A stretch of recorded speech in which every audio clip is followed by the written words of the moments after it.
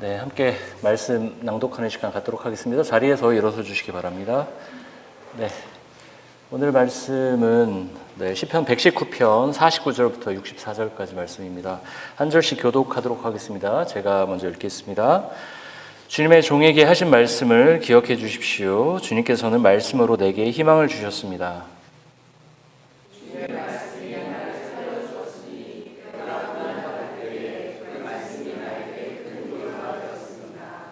교만한 자들이 언제나 나를 혹독하게 조롱하여도 나는 그 법을 떠나지 않았습니다.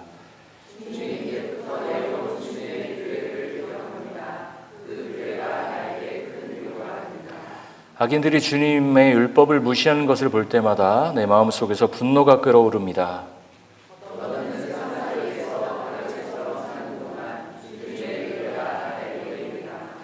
주님, 내가 밤에도 주님의 이름을 기억하고 주님의 법을 지킵니다.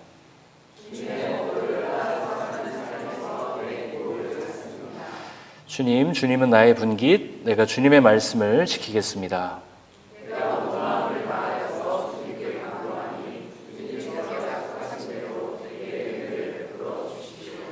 내가 발걸음을 돌려 주님의 증거를 따라갑니다.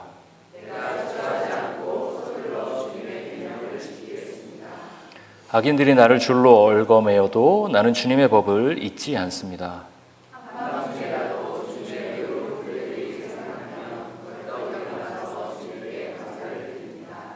주님을 경외하는 사람이면 누구에게나 나는 친구가 됩니다. 주님의 법도를 지키는 사람이면 누구에게나 나는 친구가 됩니다. 주님, 주님의 인자하심이 온 땅에 가득합니다. 주님의 율례를 나에게 가르쳐 주십시오. 아멘. 네, 잘 앉으시기 바랍니다. 네, 시 좋아하시나요? 시? 시편, 저희가 지금 매일성경으로 시편 119편 보고 있는데요. 시 좋아하십니까? 저는 초등학교 무렵에, 저도 물론 초등학교는 아니고 국민학교 세대이긴 하지만 그 시절에 저희 집에 TV가 없었어요. 그 시절에 웬만하면 텔레비전이 다 있었던 것 같은데 여러 이유로 TV를 안 놓으셨던 것 같습니다. 저희 부모님은. 그래서 운동장에 나가서 열심히 뛰어노는 것 빼고는 집에서 딱히 할 일이 별로 없었습니다. 그래서 집에 굴러다니는 너무 심심하니까 심심해 하다가 집에서 굴러다니는 책도 읽고 그렇게 시간을 보냈던 기억이 납니다. 저희 집에는 제가 기억나는 노란 하드카바로 된 계몽사 전집이 있었습니다. 위인 전기 전집. 그래서 그게 한국편, 그 다음에 세계편. 한 이만큼 되거든요. 할 일이 없으니까 그거 읽고 또 읽고 그랬던 기억이 납니다. 위인전기를 다 읽으니까 조금 나이가 드니까 형이 읽던 한국 단편, 김동인, 김동리, 이런 현진건 이런 유명한 소설가들의 책이 있어요. 심심하니까 그거 읽고 그렇게 어린 시절을 많이 보냈던 기억이 납니다. 그리고 저희 집에 있는 책을 다 읽은 다음에는 큰 집에 놀러 가면 가끔 큰 집엔 큰 누나들이 있으니까 그 누나들이 읽던 책도 빌려서 읽고 그랬던 기억이 납니다. 근데 제가 어린 시절에 책을 열심히 읽었는데요. 장르가 약간 편향됐습니다. 아까 말씀드린 대로 주로 어린 시절에 위인전기, 그리고 좀 크면서는 소설만 주로 읽었습니다. 동화, 시, 에세이, 이런 종류의 책들은 거의 접하지 않고 지냈습니다. 그래서 아내랑 대화를 하다가 동화에 대한 얘기가 딱 나오면 전 할 말이 없습니다. 아는 동화가 없어요. 헨젤과 그레텔, 헨젤과 그레텔 이런 얘기를 합니다. 헨젤과 그레텔? 거기서 할 말이 없어집니다. 여기도 잘 모르시는 분 계시면 끝나고 저랑 악수 한번 하시죠. 근데 그런 동화책이 있는지 저는 성인이 돼서 알았어요. 나중에 찾아보고 동화를 내가 너무 모른다. 검색해보자. 유명한 동화. 그래 스토리 같은 거 공부하고 이런 거구나. 다 읽기는 뭐하고요. 그랬었습니다. 동화도 그렇지만 시를 읽어본 기억도 사실 별로 없습니다. 솔직히. 그래서 교과서에 나오는 유명한 시 있잖아요. 이육사의 시라든가 내 고향 7월은 청포도 이런 시금만 알고 빼앗긴 들에도 봄은 오는가 이런 시들 유명한 시 있잖아요. 그런 거는 교과서에 나오는 시들, 수능에 나오던 시들 그런 것만 공부하고 지냈었습니다. 성인이 되어서도 시를 읽어볼 기회는 별로 없었던 것 같아요. 저의 라이프 스타일이 시를 가까이 하고 그러진 않았던 것 같습니다. 반대쪽에 있었죠, 오히려. 생각해보면, 근데 저희 외삼촌이 신춘문예 등단하셔서 시집을 몇 권 내셨거든요. 아주 유명한 시인은 아니지만. 그래서 집안으로 보면 저도 시적 감수성이 아예 없지는 않을 것 같은데, 그래서 뭐 시를 읽어보기도 했는데, 20대 때 약간 그 당시 여자친구에게, 예. 죄송해요. 한 명이 좀 걸리지만, 뭐 다 알고 있으니까. 뭔가 이렇게 그 친구가 시를 좋아해서 저도 시집 한 권 딱 끼고 가지만 읽어봐 이게 뭔 소리야 싶었던 기억이 납니다. 시를 접하고 읽어보려고 뭔가 이렇게 다재다능한 사람이 되고 싶었습니다. 그래서 시도 읽어보고 했었는데요. 잘 안 와닿았었어요. 네, 우리가 지금 시편을 보고 있잖아요. 그런데 저에게 시편이란 성경은 그런 성경이었어요. 오히려 열왕기라든가 뭐 이런 성경들, 뭔가 이 엘리야 막 아합이랑 엘리사벳이랑 막 치고 막 싸우고 너무 멋있잖아요. 드라마틱하고 내러티브가 있고 이런 성경들은 너무 설교할 것도 많고 재밌었는데 하나님은 우리의 등불이시요. 이랬었습니다. 사실 우리가 살고 있는 세상은 인터넷이 발달하고요, 유튜브가 발달했고요, 정보와 흥미 위주의 세상입니다. 유튜브의 동영상도 뭐 지금 주빌교회 유명 유튜버 몇 분 계시잖아요. 그죠? 근데 이 10분 이상 넘어가는 게 별로 없습니다. 저도 유튜브 볼 때 10분 15분 저 웬만하면 클릭 안 합니다. 8분, 9분 뭐 이런 거 아니면 쇼츠 1분짜리 그런 거 봅니다. 우리의 흥미를 끄는 아주 자극적인 거 외에는 어떤 단어 하나, 문장 하나를 보고 그걸 묵상하고 느끼고 하는 게 이 시대와 반대인 것 같습니다. 자극적이고 감각적인 것들만 살아남는 것 같습니다. 그런 시대에 시를 쓴다, 낭송한다, 시를 묵상한다, 그런 행동 자체만으로도 어떤 빠른 정보 습득과 재미 추구 위주의 이 세상에 어떻게 보면 저항하는 하나의 라이프 스타일이 아닐까 싶습니다.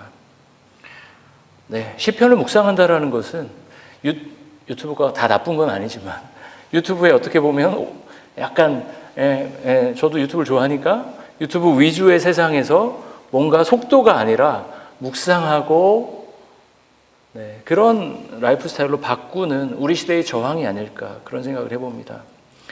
시편은 전체가 150편으로 구성되어 있는데요. 그 중에서 119편은 우리에게 가장 긴 시편으로 알려져 있습니다. 오늘 우리가 지금 119편을 묵상하고 있지요. 무려 176절입니다. 시편 119편은 시의 구성도 아주 독특한 특징을 갖고 있습니다. 구약 성경의 언어인 히브리어 알파벳은 22개입니다. 22개.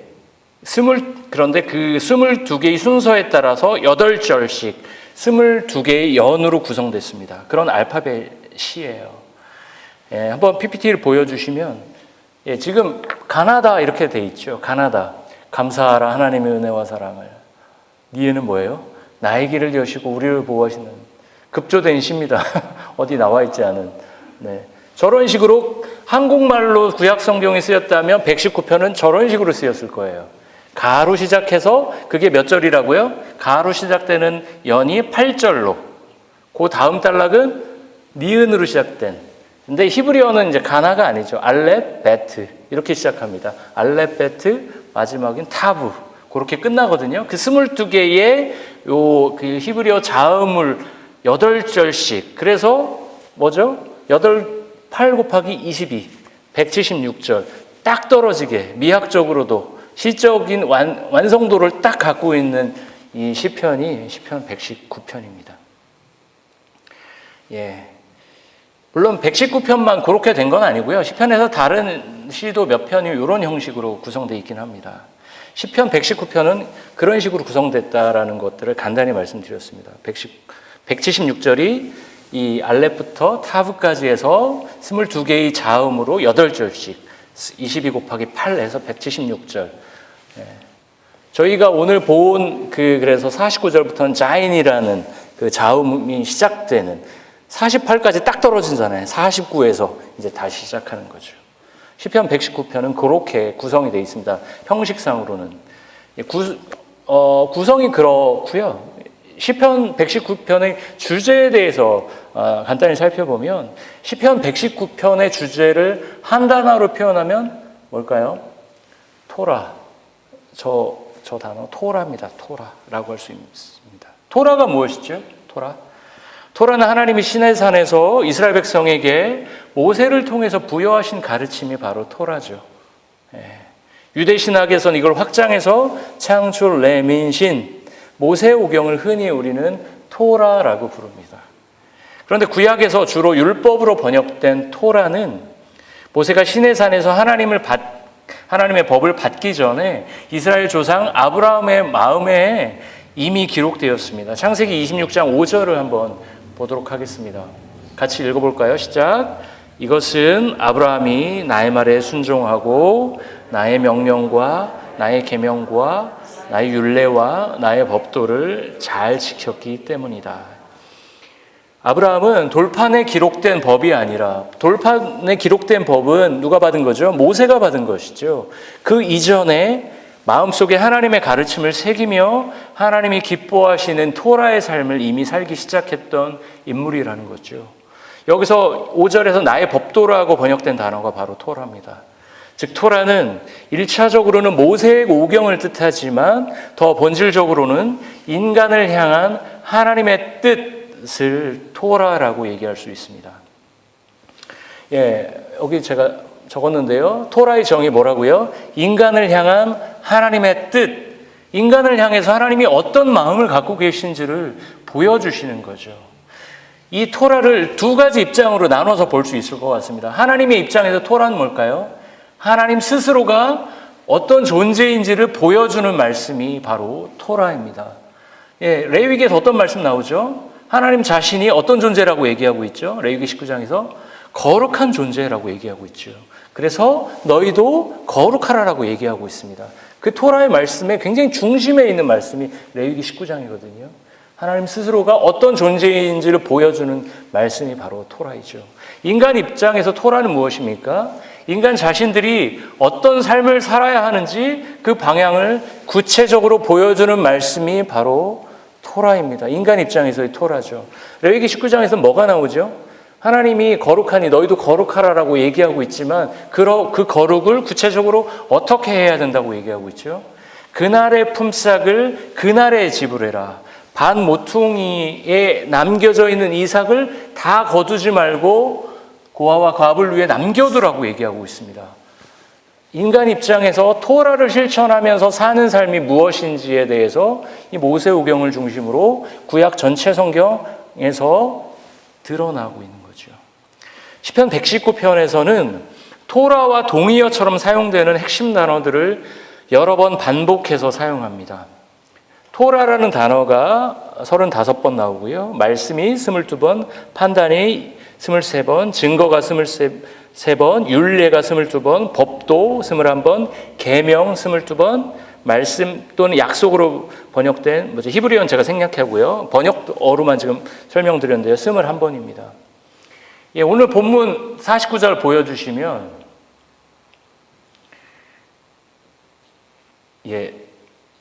49절을 한번 보여주시면 한밤중에라도 주님의 의로운 규례라는 단어가 보이시죠? 볼드 처리가 되어 있습니다. 저게 규례라는 단어가 율례 이런 비슷한 단어, 후카 이런 단어입니다. 그 다음 말씀 나오죠? 볼드 처리된 단어. 그 다음 주님의 말씀이 계속 반복해서 나옵니다. 이 말씀은 토라일 때도 있고요. 다바르라는 단어가 사용될 수 있습니다. 그 다음 말씀은 그 법을 떠나지 않았습니다. 요건 토라죠.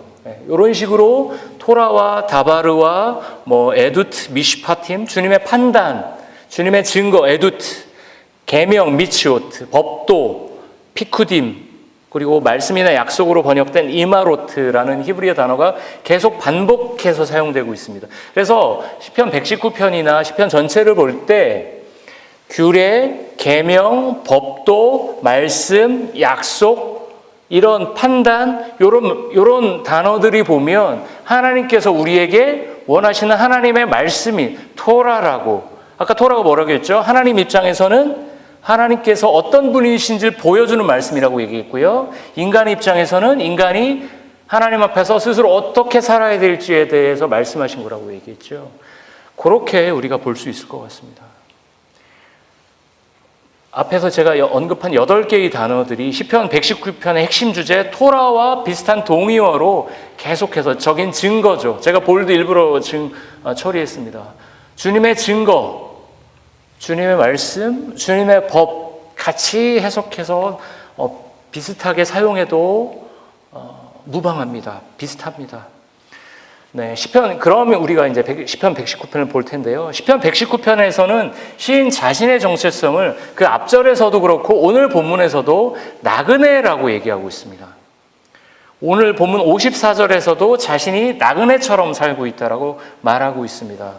오늘 이 시인뿐 아니라 오늘 민혁 형제님이 얘기해 준 것처럼 우리도 나그네죠. 태평양을 건넌 나그네입니다. 나그네 그냥 나그네가 아니고 태평양을 건너온 나그네입니다. 제가 오늘 설교 제목을 나그네는 소망을 품습니다라고 지었는데요. 저는 오늘 설교를 통해서 나그네로 살아가는 우리들이 소망을 품을 수 있는 이유에 대해서 한 가지만 딱 말씀드리고 설교를 마치려고 합니다. 그 한 가지 무엇이냐? 하나님의 역사하심이 과거의 역사가 아니라 지금 현재의 상황, 현재 진행형임을 경험하는 나그네는 소망을 품으며 살아갑니다. 우리가 매일마다 오늘도 내일도 이렇게 하나님의 역사를 현재 진행형으로 매일 경험하기는 쉽지 않습니다, 솔직히. 그렇지만 하나님의 역사를 현재 진행형으로 sometimes, 때때로 경험하는 사람들은 그 은혜의 경험치를 통해서 그 나머지 시간들을 또 살아가게 되는 것이죠. 49절 한번 보여주시면 세 번역으로는 주님의 종에게 하신 말씀을 기억해 주십시오라고 표현하지만 히브리어로는 제코르라고 해서 기억하소서라는 단어로 시작합니다. Remember, 영어로는 그렇게 번역하고 있습니다. 기억해 주십시오. 명령어로 다급하게 얘기하고 있어요. 주님 기억해 주십시오. 주님께서는 말씀으로 내게 희망을 주셨습니다. 더 쉽게 표현하자면 하나님 우리를 구원하시고 우리에게 메시아를 보내주신다고 그 약속의 말씀 있지 않습니까? 그 약속의 말씀을 꼭 기억해 주십시오. 잊지 말아 주십시오라고 다급하게 얘기하고 있습니다. 이렇게 말하고 있는 것이죠. 51절과 61절 한번 말씀 보여주십시오. 교만한 자들이 언제나 나를 혹독하게 조롱하여도 나는 그 법을 떠나지 않겠다. 악인들이 나를 줄로 얽어매어도 나는 주님의 법을 잊지 않겠다. 교만한 자들과 악인들이 지금 이 시인을 괴롭게 하고 있는 것 같습니다. 기본적으로 시편은 여러 가지 주제의 시들이 많지만 가장 큰 비중을 차지하는 것은 바로 탄식시입니다. 왜 그럴까요? 시편이 편집되고 시편의 1차 독자들이 시편을 읽기 시작한 시기가 제2성전기 또는 후기 포로 시대이기 때문입니다. 이 시대는 이스라엘이라는 독자적인 나라가 거의 존재하지 않던 시대였습니다. 바벨론에 의해서 남유다가 패망하고요.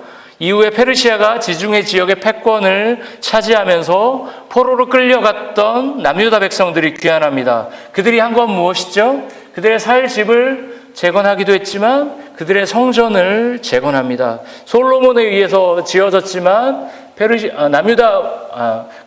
바벨론 왕에 의해 무너졌던 그 성전을 재건합니다. 두 번째 성전이죠.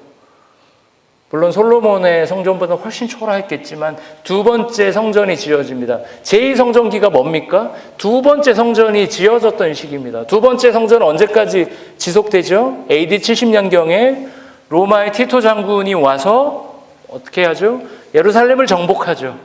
그리고 성전을 무너뜨립니다. 그래서 BC 500년대 초반부터 AD 70년대까지 이스라엘의 독자적인 왕조가 잠깐 나오기도 합니다. 하스보니안 왕조 이런 것들이 잠깐 등장하기도 하지만 대체적으로 나라도 없고 뿔뿔이 흩어져서 그 당시 페르시아, 로마, 그리스 수많은 제국들의 지배를 받던 고통당하던 포로를 끌려가서 돌아오지도 못했던 유랑하던 누구 하나 자신들의 인권을 지켜주지도 못하고 자기 자식이 어디에 사는지도 모르고 그렇게 방황하던 시절, 이 시편의 저자는 이 시편을 읊조리면서 주님의 약속이 지켜진다고 기억해 주십시오라고 오늘 얘기하고 있는 것입니다.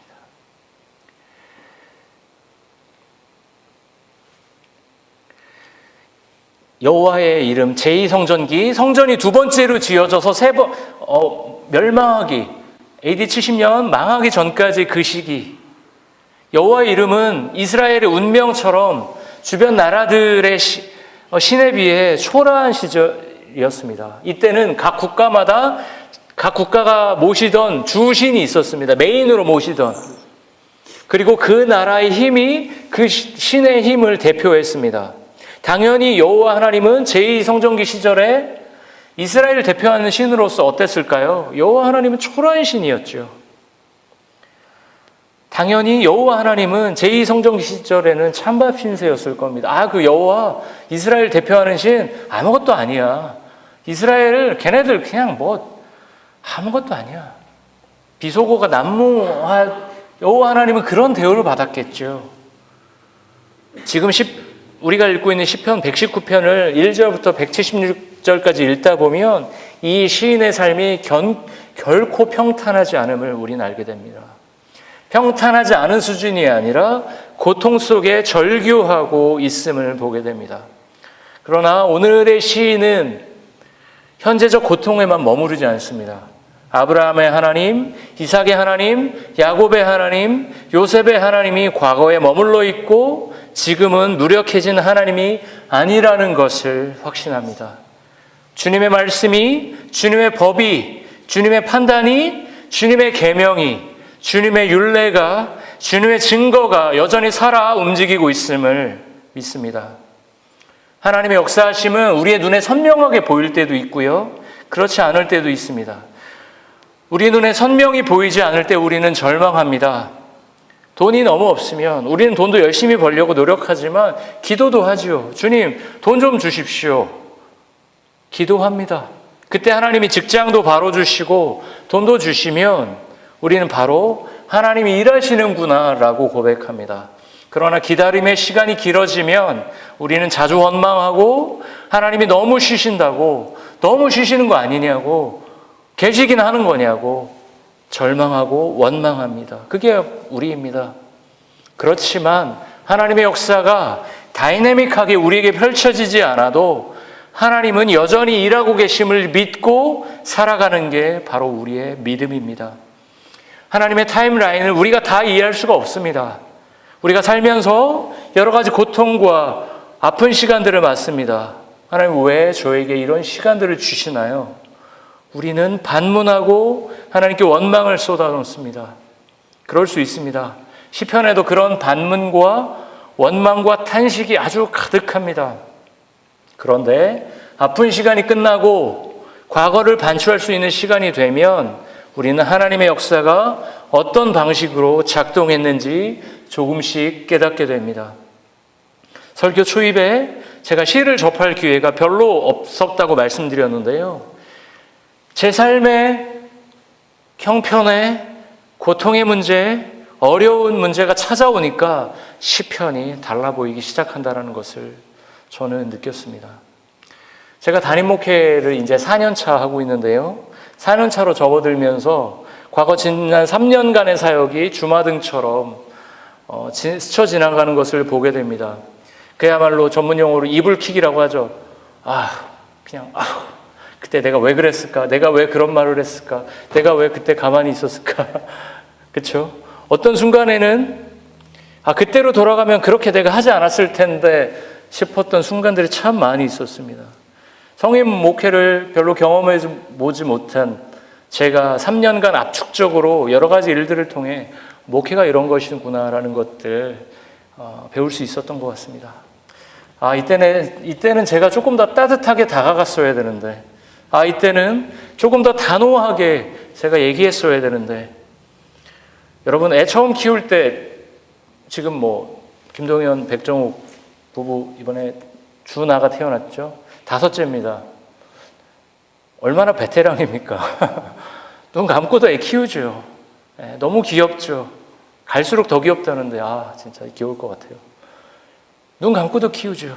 그런데 애 처음 키울 때 두 분이 눈 감고도 키우셨을까요? 처음엔 쩔쩔매셨을 거예요. 어떻게 씻겨야 되지? 얘가 어떻게 안아야 되지? 벌벌벌 하잖아요. 애 처음 키울 때 조부 부모로서 허둥지둥 하잖아요. 저도 담임 목사가 처음이라서 그랬던 것 같습니다. 비자가 8개월간 보류가 되고 재정도 마르고 마르다 못해 비틀어지던 시절에 이제는 도저히 버틸 수가 없겠다 싶은 시절에 매일 성경에서 열왕기상을 묵상했었습니다. 그랄 시냇가가 마르고 아합과 이세벨에게 고통을 당하면서 엘리야가 너무 고통스러워서 죽여주십시오 라고 했던 그 본문, 딱 그 본문을 묵상하던 날 더 이상 나에겐 힘이 없다. 에너지도 없고 돈도 없고 정서적인 것 아무것도 남아있지 않다. 못하겠다라는 마음이 들던 시절 저는 전화를 2통 받았습니다. 그 2통의 전화를 통해 저희는 큰 금액의 재정을 사실 후원받았습니다. 그리고 저는 그 순간 결심했죠. 하나님이 그만두라고 하시기 전까지는 절대 그만두지 않겠다. 그 이후에도 여러 힘든 시간들이 있었지만 저는 하나님께서 그 본문을 통해서 구체적인 사건을 통해서 제 컨텍스트와 이 텍스트가 만나는 시간들을 통해서 하나님이 계속 가라고 말씀하셨다라고 믿었습니다. 그래서 수많은 얘기들이 와도 듣고 흘리고 그 길을 갈 수 있었습니다. 하나님의 역사를 경험했기 때문에 컨텍스트와 텍스트가 만나는 경험을 했기 때문에 포기할 수 없었습니다.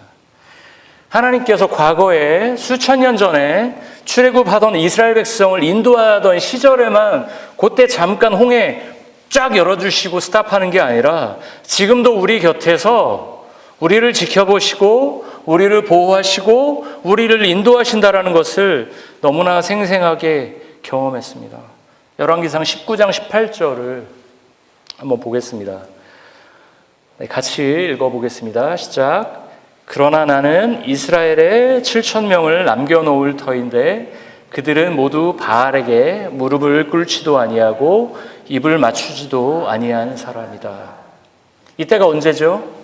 북이스라엘이 아합과 이세벨의 폭정과 악행으로 무너져 가고 있을 때 하나님은 이스라엘에 7,000명의 의로운 사람들을 남겨두셨습니다. 궁정 대신 오바댜를 통해서 50명씩을 숨겨두시기도 하셨습니다. 나라는 무너져가고 있었지만 이 북이스라엘에 한 톨의 희망이 있을까 싶은 순간에 하나님은 7,000명의 의로운 사람들을 준비시키셨습니다. 바알에게 무릎 꿇지 않은 사람들을 준비시키고 계셨습니다. 제가 몇 번 얘기했지만 저는 작년 하반기부터 주빌리에 새로 오신 분들이 하나님께서 주빌리를 위해 준비시키시고 남겨두신 7,000명 같은 분이라고 확신하고 생각합니다. 특정 개인을 얘기해서 제가 좀 죄송하긴 하지만 장원석 형제님이 이번에 부흥회 때 그 예수랑 제가 그 찬양을 들으면서 너무 은혜가 되고 정말 제가 눈물이 진짜 없는 사람인데 눈물이 나더라고요. 단전 깊은 곳에서 전해지는 그 은혜가 저에게도 깊이 전해졌습니다.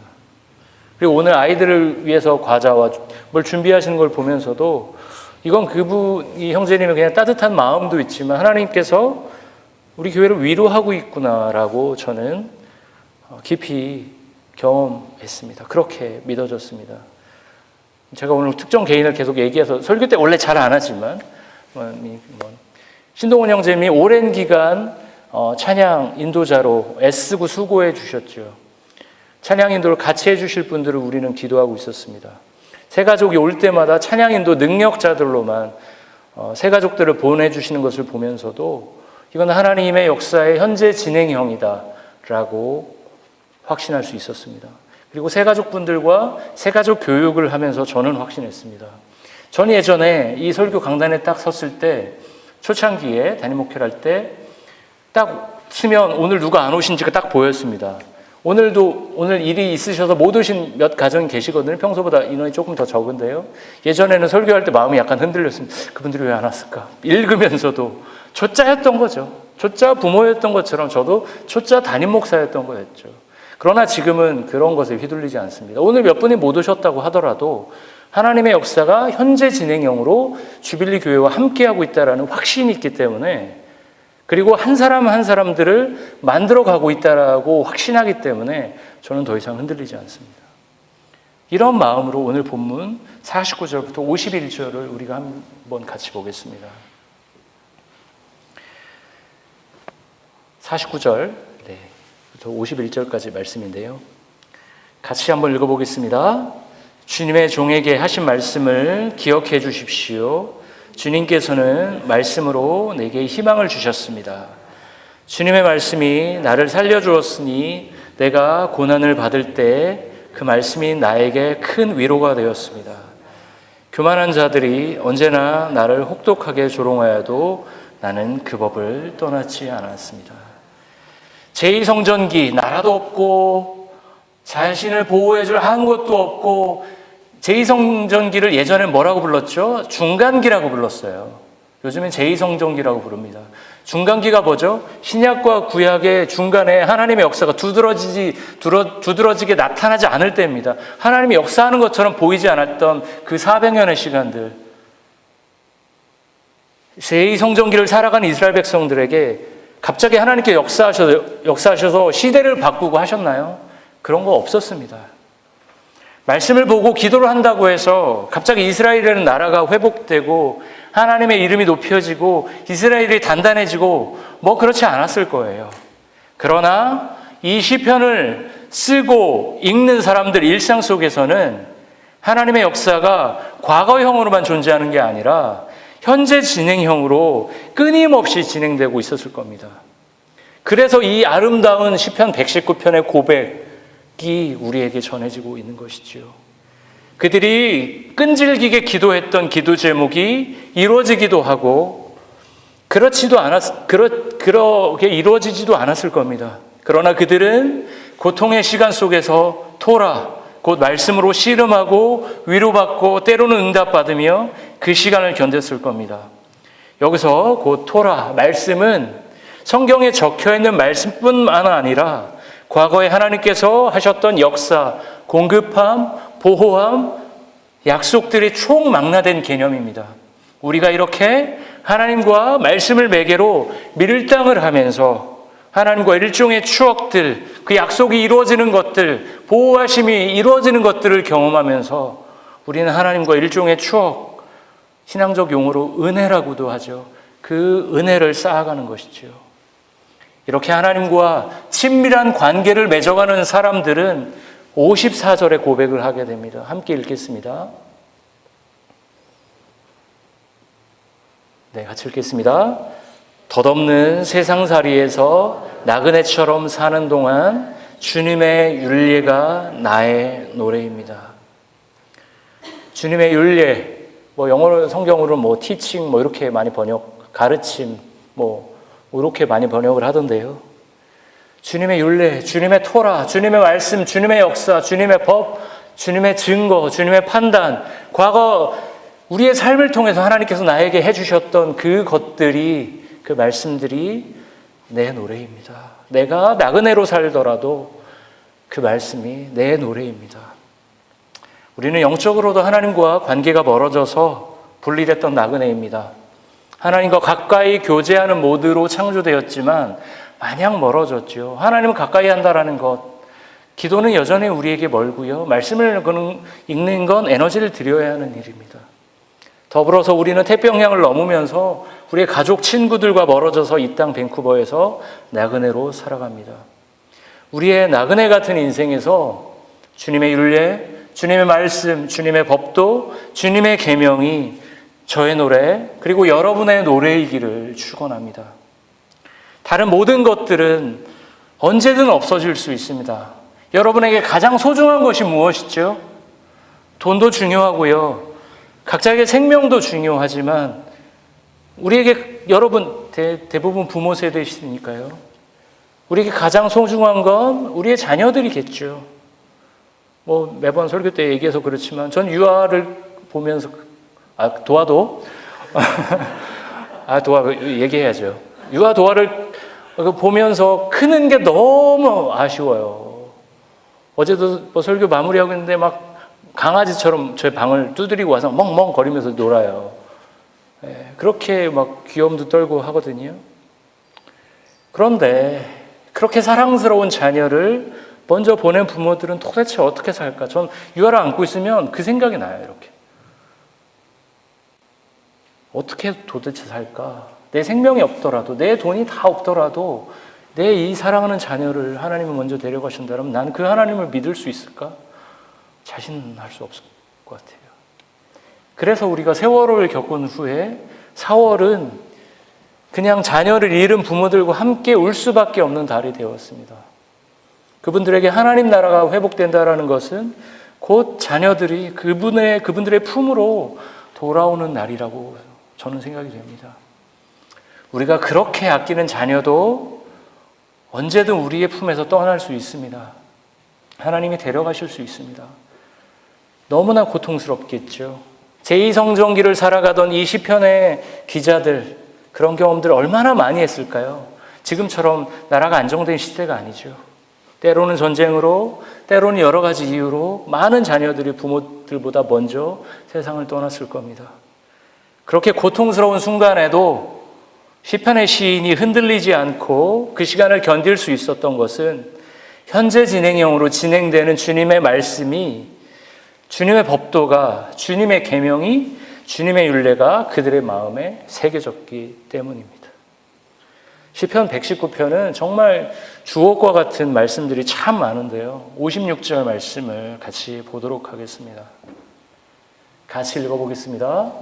주님의 법도를 따라서 사는 삶에서 내 행복을 찾습니다.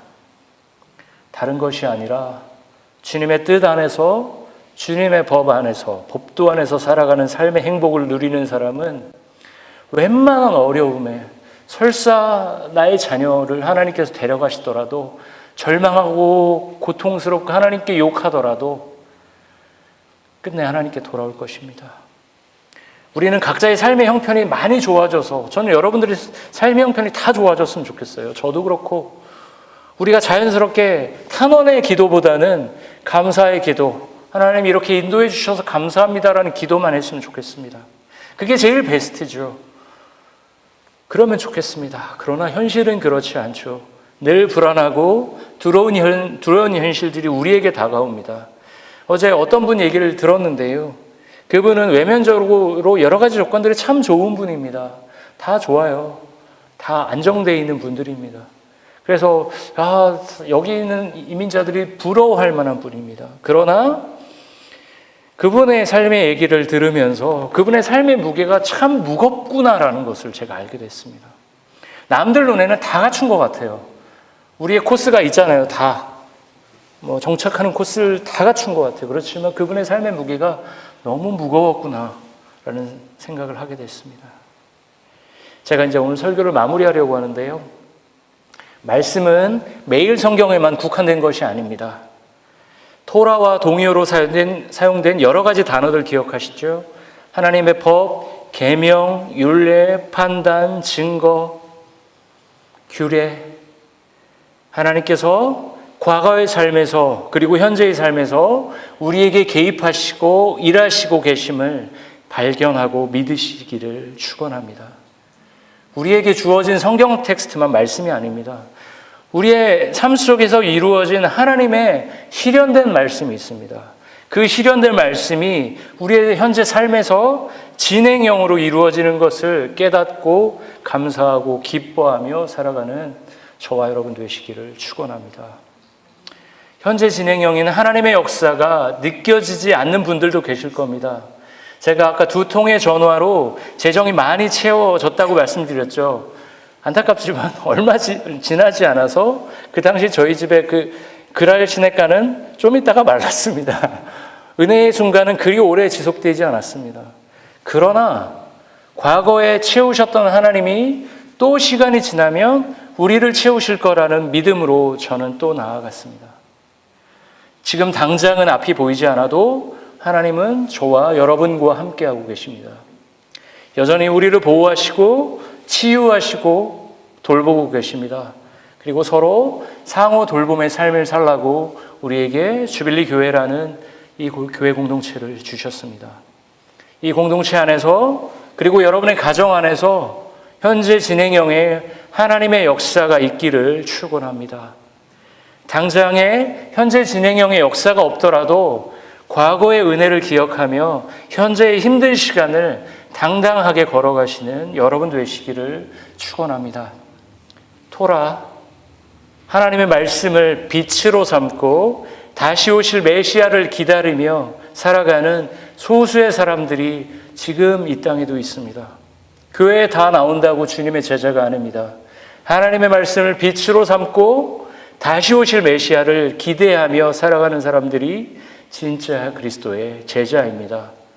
하나님께서는 하나님을 경외하는 사람들을 끝까지 사랑으로 인도하실 것입니다. 그 약속의 길로 이번 한 주를 살아가시는 저와 여러분 되시기를 축원합니다. 말씀을 마치도록 하겠습니다.